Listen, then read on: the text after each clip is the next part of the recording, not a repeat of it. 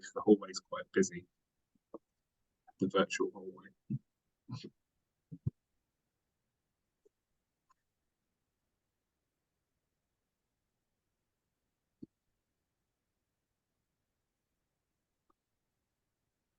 I'll just get a cup of water, a glass Yes, of water. please do. I'll be back in a minute. Exactly a minute. Thank you. Please do. Yes.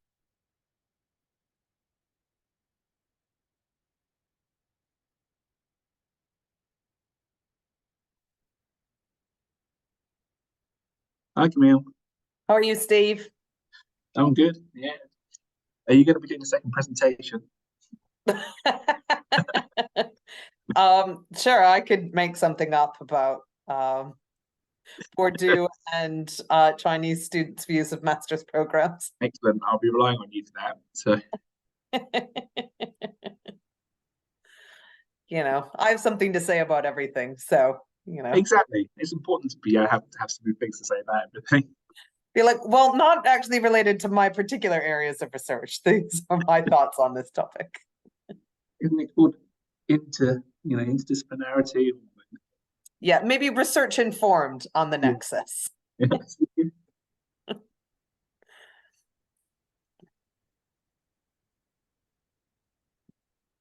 Nelson, right? I suggest that we get going because otherwise we'll run out of time. So welcome to this session 3.5. As I mentioned earlier, we only have two presenters in this session, Nelson and then Meow Meow. We hope will join us later for the next session. My name is Steve Woodfield. I'm the Head of Government Relations in Education at the British Council, and I'm also a member of the SRHE's Research and Development Committee. So I'm the chair for today's session. And my role here really today is simply to introduce our wonderful presenters and to keep to time. As I mentioned earlier, we have 90 minutes allocated to this session, but we only have two papers, so we do have time to play with, but we will try and keep to the 30 minutes, just so if other colleagues join later and they might want to listen to the second presentation, that they don't miss anything. We'll try and keep the questions to the end unless there's any urgent points of clarification during the presentation, and I'll keep an eye on the chat for that. We are expecting 20 minutes for presentation and then followed by 10 minutes Q&A.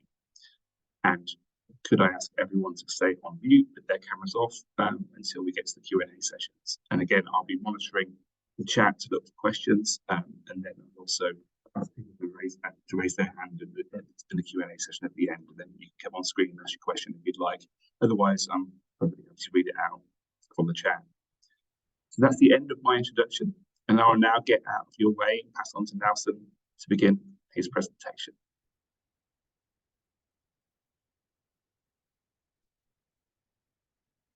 Can you see my screen? And am I audible?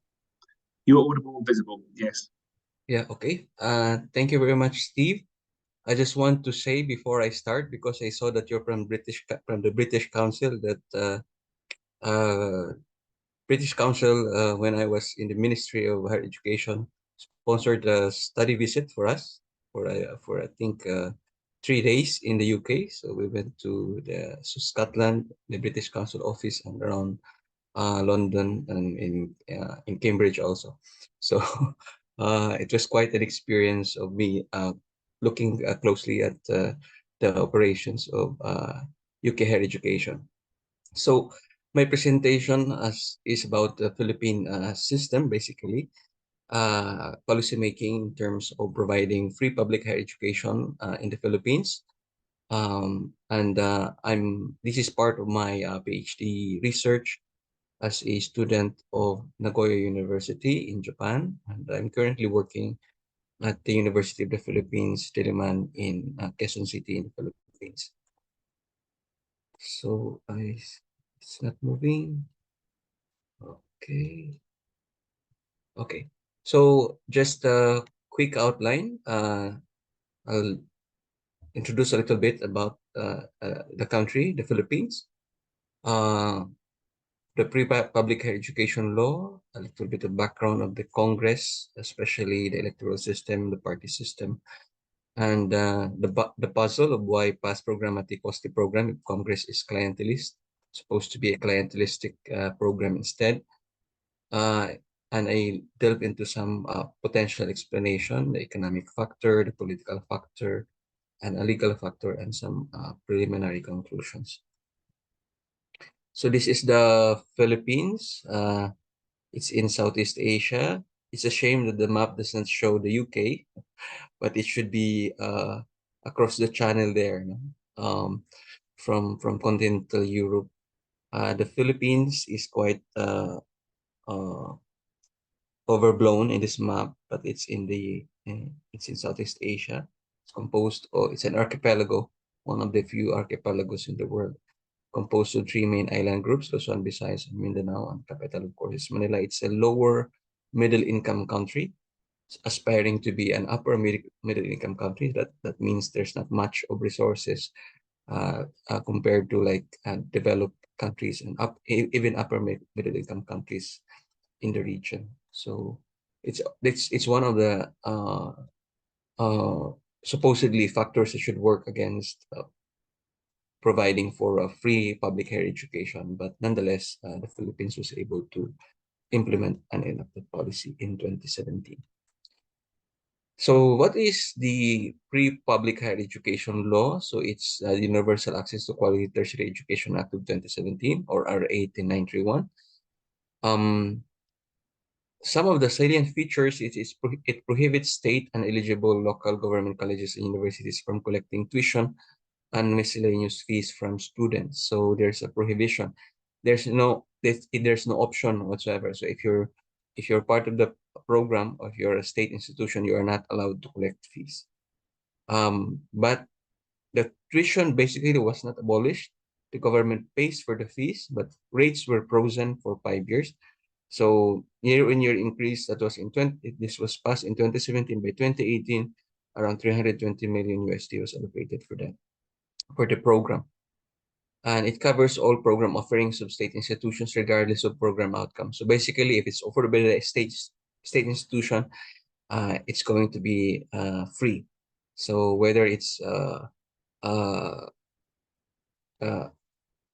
high impact S&T course or an entry-level office administration course, as long as it's bachelor's degree, it's going to be covered. It's free. Benefits all who are admitted, except those pursuing second degrees who are overstaying beyond the prescribed period of study, and the graduate students, those taking their masters and PhDs. And there are additional support for poor students and those coming from areas with no state institutions. We call this the areas where there are no state or local government colleges and universities. So that's basically the entire program, and it cost 320 million. The thing with free public higher education law is there was really no demand, and the president did not propose it. There was no certification as to its urgency. It was just inserted by some advocates in Congress, some legislators who think that this is a better use of people's money. And once it was included in the budget, it was really difficult to remove it because of the cultural affinity of Filipinos. Everyone, a quarter of Filipinos wants their children to finish college. So I'll start with, I also give a brief background of the Philippine Congress and a few features there. The first one is that the electoral system in electing congressional officials favors cultivating personal vote. This is from Kerry and Sugar way back in 1995. The same electoral system is still being used. And we are ranked at the bottom, except for the Philippine Senate, which is close to the bottom also in the election. So which means that politicians in the Philippines would have greater incentive to cultivate a personal vote, to be clientelistic by virtue, not just because it's culturally it's cultural, but because the electoral system itself is designed to actually favor, to incentivize the cultivation of personal vote amongst candidates. And the political parties are quite weak in the Philippines. This is from Varieties of Democracy dataset. It's quite near the bottom, really, the minimum, for since its inception, since political parties came into fore in Philippine politics. We never had, I would even argue that we never had a true political parties. There were shells or labels only, not really political parties in the fullest sense. So we have weak political parties, electoral systems that incentivizes the personal vote. And so why did we? So that's the puzzle there. Why did we pass free public higher education law? It's programmatic because once you get admitted into a university, you are able to avail of the benefit. There is no clientelistic uh, endorsement from the congressman or some sort of political favor that you need to do. So why did you pass that one? Of course, the first one is that because we can, well, relatively speaking, compared to past periods in history, the Philippines had the lowest debt to GDP ratio during the time of the passage of the law. So I'm showing here the debt to the GDP ratio of various administrations. These surnames here, these are the surnames of the presidents, and I'm referring to the end of their terms here.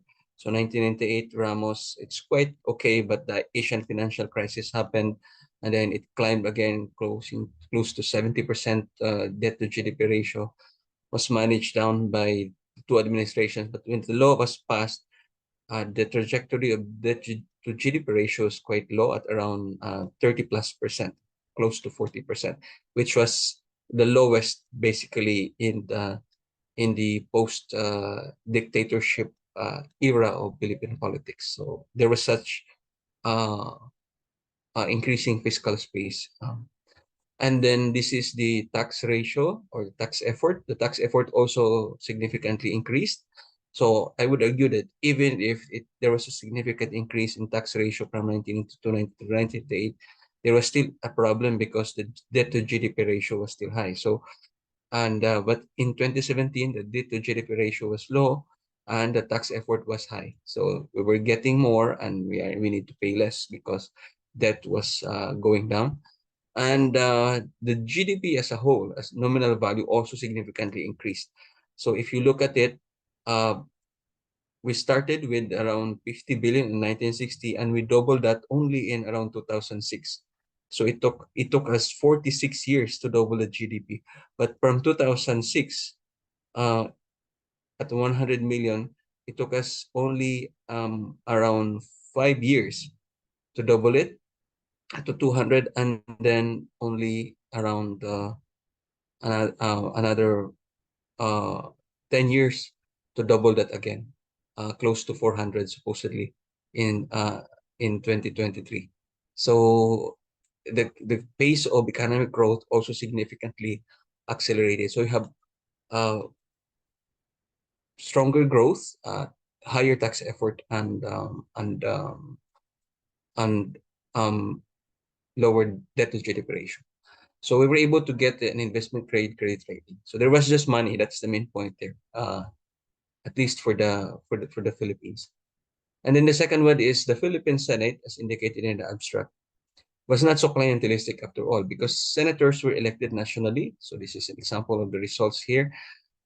Sometimes they get votes higher than the number of votes of the president.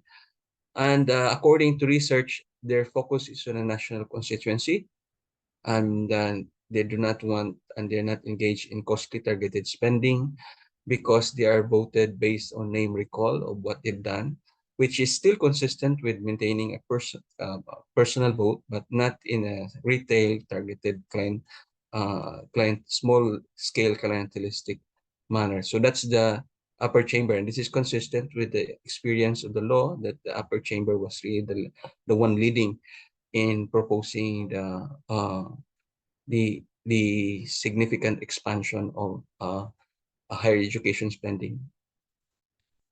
And this is understandable because according to the National Economic and Development Authority, 73% of Filipinos think that simple and comfortable life, that's the minimum, so to speak, for Filipinos would include educating all of their children at the college level. So it's a cultural thing. 73%, close to a quarter of Filipinos want their children to finish college. And you have a Senate that wants to pander to a national constituency, and you have the money available. We're not in crisis. So it's a slippery slope. Even if the president did not endorse, they were able to um, present a bill that the president could not resist. And then the final factor here is that the pork barrel, it used to be that in the budget there was a lump sum fund that's around 25 billion pesos as of the last proposal, roughly 500 million USD, which is bigger than the allocation for free higher education. To stack in the budget, it was lump sum. It's utilized based on projects submitted by the legislators after the approval of the budget law. And the Supreme Court declared that as unconstitutional for violating the separation of powers. We are under the presidential system, and legislators are not supposed to implement. They're supposed to legislate. And when legislators are involved in implementing the budget law by identifying projects, that violates the cardinal constitutional rules. So the Supreme Court struck that down.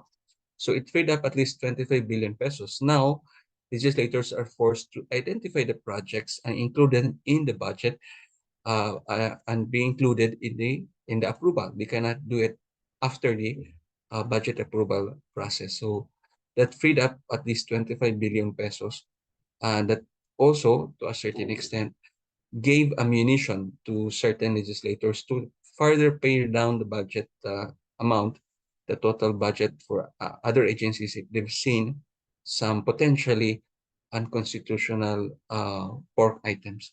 So they will usually, that's the reason why there was enough fiscal space, further fiscal space in the budget. So you have those kinds of factors, and I'm using this three factors at least in my preliminary assessment to this is an ongoing process tracing of why the Philippines passed the pre-higher education law, notwithstanding the fact that it's only a lower middle income country and there is really no significant demand like the protest in South Africa and Chile, or there was also no case of leftist governments coming to power. They were allied with the administration but didn't have that influence. And even the left actually didn't ask for free higher education in the country. They were just asking for moratorium in tuition fees, not the state paying the tuition fees overall. So as a summary, there was a puzzle of why the Philippines invested a huge budget for programmatic policy, which is the free public higher education. This is huge because basically it increased the higher education budget by 50% in a single year without any crisis, without the president suggesting it and proposing it. But of course, the president accepted it because of political considerations also. And the initial factors that I've identified is improvement in economic and fiscal condition, the less clientelistic approach and incentive for the upper house of the Senate, because they were the ones who really started the whole idea of free tuition. Initially free tuition, but later on it ballooned into to include miscellaneous expenses like the payment for health services for students, the payment for library, and so on. That used to be excluded because that's a separate like administrative expense. But in the final bill, they also include miscellaneous expenses. And finally, the legal shift away from discretionary lump sum funds, because it used to be that provision of scholarships and assistance to students were through the legislators. So those were some of the projects that where they apply their lump sum funds, they'll get a certain amount to pay for the tuition of students, and the students will of course be beholden to the senators or to the representatives. But because of the decision of the Supreme Court declaring that practice is unconstitutional, there is now an incentive for the legislators themselves to have that kind of free higher education arrangement, to also release them from the pressure of providing for these students who are increasingly also seeking their assistance for scholarships and financial assistance. So this is the case of the Philippines, and I'm very much interested also to hear similar stories. And I'm looking at, of course, in the UK, Scotland, England, going to free tuition and coming back, and maybe I don't know with Wales or Northern Ireland, but this would be interesting cases to look into.